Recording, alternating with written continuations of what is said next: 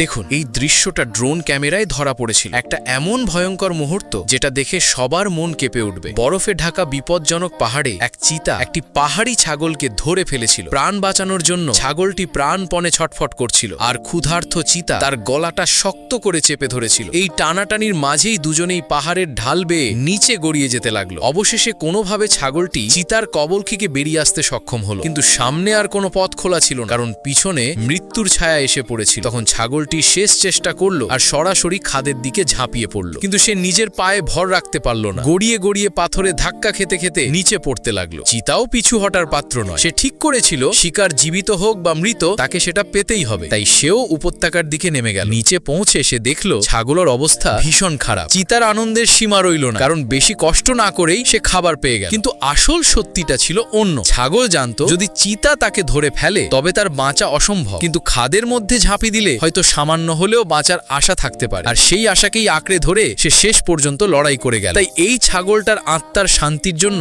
একটা লাইক অবশ্যই করবেন।